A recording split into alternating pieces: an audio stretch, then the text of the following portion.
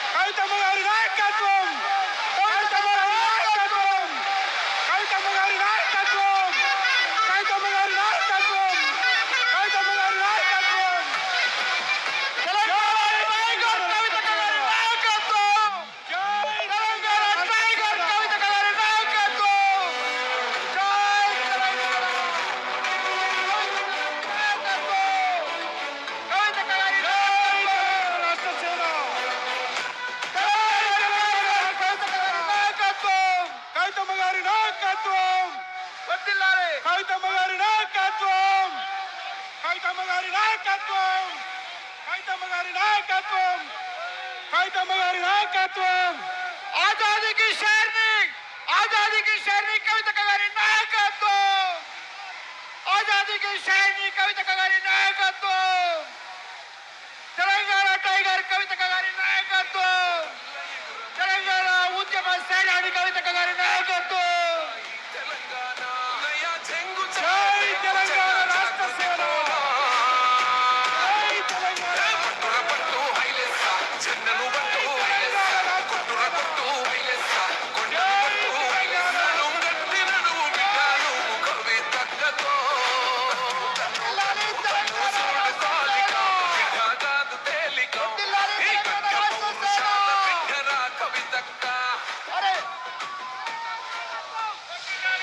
आजादी की शेरनी कवितక్క गारी नायकत्వం, आजादी की शेरनी कवितక్క गारी नायकत्వం.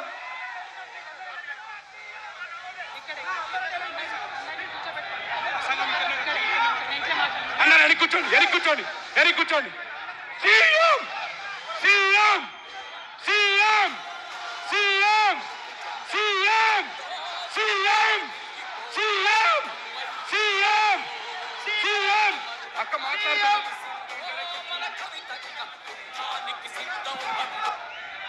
దయచేసి అందరూ ఎరికిపోల.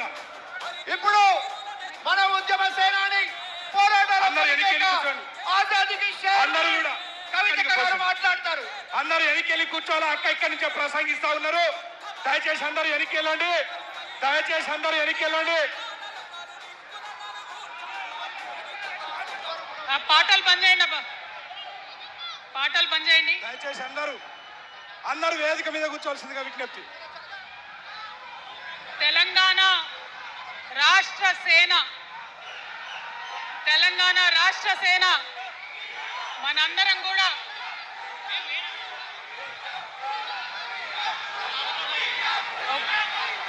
ఒక్కసారి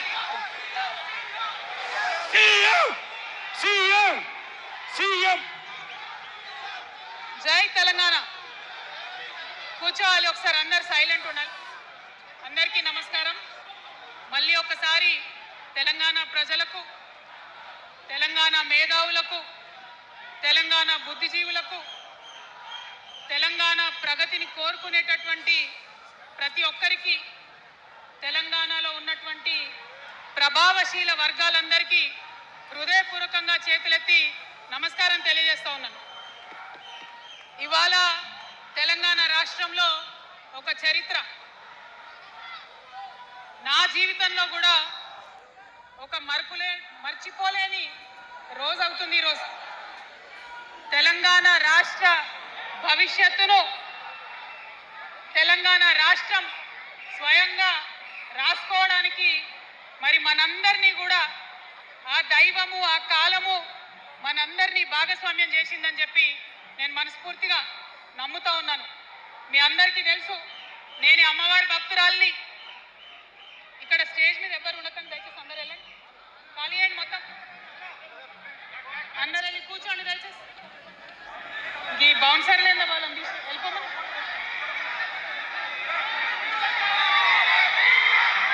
జై తెలంగాణ,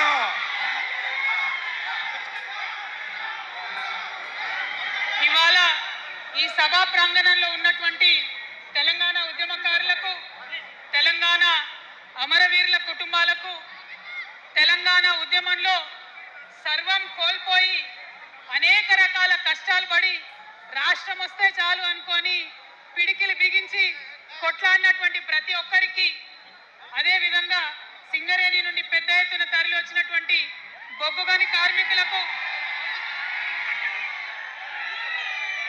నాకు సింగరేణి చాలా ఇష్టం, కానీ కానీ కానీ మీకంటే మా ఆడబిడ్డలంటే నాకు ఇంకా ఇష్టం. ఈ సభలో ఉన్నటువంటి మా ఆడబిడ్డలకు ప్రత్యేకంగా నమస్కారం తెలియజేస్తున్నా. అదేవిధంగా అనేక మంది మా జెన్జీ వారియర్స్ వచ్చిండ్రు, మా యూత్ వచ్చిండ్రు, అందరికీ కూడా పేరు పేరున నమస్కారం.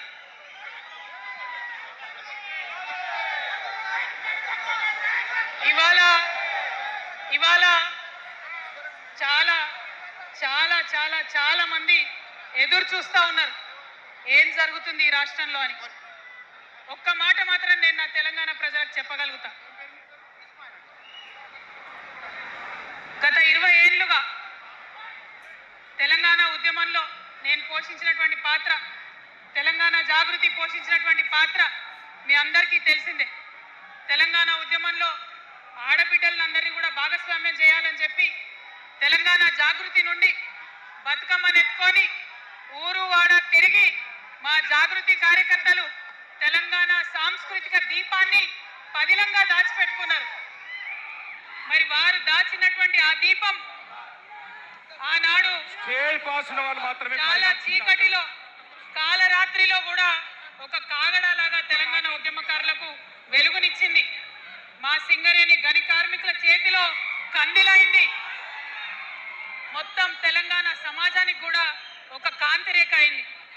అప్పటి వరకు చాలా మంది మాట్లాడేది, మా స్టూడెంట్స్ అయినా అందరూ కూడా మాట్లాడేది, ఈ ఆంధ్రోళ్ళతోని పంచాయతీ అవుతుందక్క, ఏం చెప్పాలి, మా గురించి ఎట్లా చెప్పుకోవాలి, మన సంస్కృతి గురించి ఎట్లా చెప్పుకోవాలని మాట్లాడినప్పుడు బతుకమ్మ వచ్చిన తర్వాత బలం వచ్చింది. బతుకమ్మ పాట వచ్చిన తర్వాత ఇది మా సంస్కృతి, ఇది మా పండుగ, ఇగో గిది తెలంగాణ అని ఎత్తిన ప్రతి బతుకమ్మలో కూడా జై తెలంగాణ జెండా పెట్టి మా ఆడబిడ్డలందరూ కూడా బతుకమ్మ అంటే ఏందో ప్రపంచానికి పునఃపరిచయం చేసుకోవడం జరిగింది. ఏ ఉద్యమానికైనా డెఫినెట్గా భౌగోళిక స్వరూపం ఉంటుంది, శక్తులు ఉంటారు, వ్యక్తులు ఉంటారు, కానీ ఒక సాంస్కృతిక పునాది, సాంస్కృతిక నేపథ్యం ఉన్నప్పుడే ఆ ఉద్యమాలు తుదముట్టాయని చెప్పి అందరం కూడా అనుకుంటాం. తెలంగాణ ఉద్యమానికి బలమైనటువంటి సాంస్కృతిక పునాదినిచ్చి ఆడబిడ్డలందరినీ ఉద్యమంలో జత చేసినటువంటి ఘనత ఇక్కడ ఉండేటటువంటి జాగృతి కార్యకర్తలదేనని నేను ఇవాళ సగర్వంగా ప్రకటిస్తా ఉన్నాను.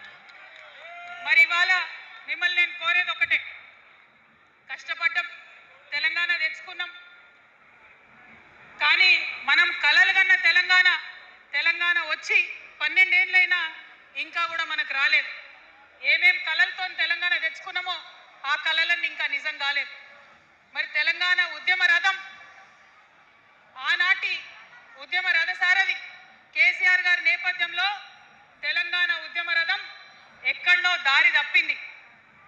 తెలంగాణ ప్రజల ఆర్తిని అది అర్థం చేసుకోలేకపోయింది.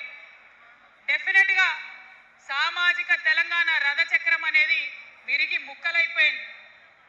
ఒక కొత్త రాష్ట్రం వచ్చిన తర్వాత ఏ తరహా అయితే పని జరగాలో, ఏ తరహా అయితే పనులు ప్రారంభించుకోవాలో అవి జరగలేదని చెప్పడానికి ఒకంత బాధపడతా ఉన్నాను. ఆనాడు ఏమనుకున్నాం, తెలంగాణ రాష్ట్రం వస్తే మనందరి బానిస సంఖ్యలు పోతాయి అనుకున్నాం, కానీ రైతులకు బేడీలు పడ్డాయి, ఇసుక దందా మీద ప్రేమతోని నేరెళ్ళ దళితులకు దెబ్బలు పడ్డాయి, చావులైనాయి. ఒకరిద్దరు కలిసి మాట్లాడుకోవాలంటే ఎవరి ఫోన్ ఎక్కడ మానిటర్ చేస్తుండ్రో అని భయం, వ్యక్తిగత స్వేచ్ఛ లేదు, దారుణమైనటువంటి నిఘా నీడలో తెలంగాణ అంతా కూడా బతికింది. ఇది వాస్తవం. మనం అనుకున్న కలల తెలంగాణ రాలేదన్నది ముమ్మాటికి వాస్తవం. మరి అటువంటి సందర్భంలో నేను ఇవాళ మీ అందరికి ఒక మాట చెప్పాలి. ఆనాడు పరిపాలించిన కుటుంబంలో నేను కూడా ఒక భాగం. ఆనాడు పరిపాలించిన కుటుంబంలో ఒక భాగమైనందుకు కొన్ని విషయాలకు నేను సిగ్గుపడతా ఉన్నాను. తెలంగాణ ప్రజల్ని క్షమించమని కూడా కోరుతా ఉన్నాను. కానీ తెలంగాణ సాధించినందుకు మాత్రం చాలా గర్వపడుతున్నాను. నా జన్మ ధన్యమైందని చెప్పి భావిస్తా ఉన్నాను. మరి అనేకమైనటువంటి తప్పులు జరిగినాయి, అనేకమైనటువంటి నేరాలు జరిగినాయి. అనుకున్నటువంటి తెలంగాణ సాధించుకోలేదు. మరి ఆ తప్పులో ఎక్కడో ఒక దగ్గర నాకు భాగం ఉందని చెప్తున్నప్పుడు మరి కేవలం క్షమాపణ చెప్తే సరిపోతుందా? ఏ తెలంగాణ అయితే కావాలనుకున్నామో, ఏ సామాజిక న్యాయ తెలంగాణ అయితే రావాలని అనుకుంటున్నామో దానికోసం నడుం బిగించి కష్టపడి పని చేయాల్సిన అవసరం కూడా ఉంది. మరి ఇవాళ పని చేయడం కోసమే తెలంగాణ రాష్ట్ర సేన ఇవాళ తెలంగాణ ప్రజల ముందుకు వచ్చింది. రేపటి నుంచి మీరు చూస్తారు మా పని ఎట్లుంటుందో, మా పనితీరు ఎట్లుంటుందో. ఎందుకంటే ఏ పోరాటం చేయాలన్నా, ఏ ప్రజలకు మంచి చేయాలన్నా కేవలం కొట్లాడితే సరిపోదు. దానికి రాజకీయ అధికారం కూడా ఉండాలి. రాజకీయ అధికారం తోడైనప్పుడే ప్రజలకు చేయాలనుకున్న మంచి చేయగలుగుతాం. అందుకే ఇవాళ పార్టీ పెట్టేది. అదర్వైజ్ గత 11 నెలల నుంచి తెలంగాణ జాగృతి చేస్తున్న పోరాటాలు మీరు చూస్తున్నారు.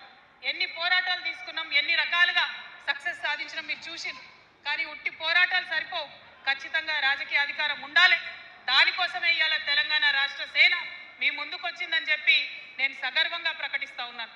మరి ఈ పొలిటికల్ పార్టీ ఏదైతే తెలంగాణ ప్రజల కోసం వచ్చిందో అది టెక్నికల్గా అధికారం తెచ్చుకోవడానికి, ఎన్నికల్లో పాల్గొనడానికి డెఫినెట్గా బాగుంటుంది.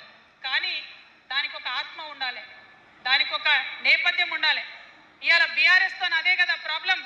టెక్నికల్గా బాగున్నారు, ఎలక్షన్ పోతున్నారు, సీట్లు గెలుస్తున్నారు, కానీ తెలంగాణ ఆత్మను కోల్పోయింది. కాబట్టే ఇవాళ తెలంగాణ రాష్ట్ర సేన వచ్చింది.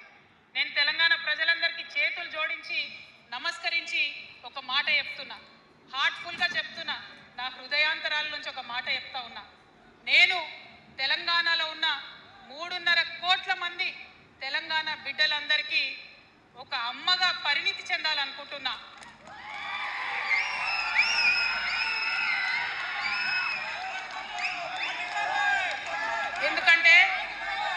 ఎందుకంటే ఒక అమ్మతనంతో పరిపాలన జరిగినప్పుడే బిడ్డలకి ఏదైనా కష్టం వస్తే అమ్మ హృదయం బద్దలవుతుంది. అటువంటి దుఃఖంతో పరిపాలన జరిగినప్పుడే, అటువంటి సంవేదనతో పరిపాలన జరిగినప్పుడే, అటువంటి ఆర్తితో పరిపాలన జరిగినప్పుడే రాష్ట్రం ముందుకు పోతుంది, రాష్ట్రంలో ఉన్న ప్రజల కష్టాలు తీరుతాయి. ఇవాళ ఎన్నిసార్లు ఎన్ని రకాలుగా ఆలోచన చేసినా మన తెలంగాణ రాష్ట్రంలో అనేక రోజుల నుంచి, అనేక సంవత్సరాల నుంచి ఒక భూస్వామ్య వ్యవస్థ నడిచింది. మనకు తెలుసు, అనేక రకాల పోరాటాలు వచ్చినాయి. సమానత్వం కోసం ప్రయత్నం చేసినాం, పోరాడుతూనే ఉన్నాం.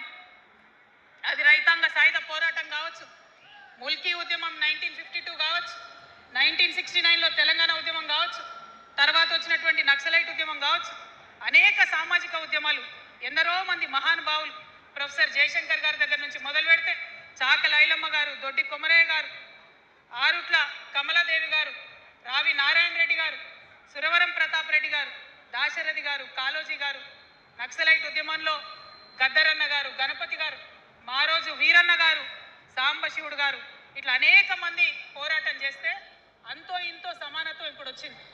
మలిదశ తెలంగాణ ఉద్యమంలో కేసీఆర్ గారు, అట్లానే ప్రాణాలు ఇచ్చినటువంటి ఇషాన్ రెడ్డి గారు, యాదయ్య కావచ్చు, సువర్ణ కావచ్చు, అనేక మంది కొట్లాడితేనే ఇవాళ తెలంగాణ రాష్ట్రం వచ్చింది. వీరికన్నా ముందు మరి మీ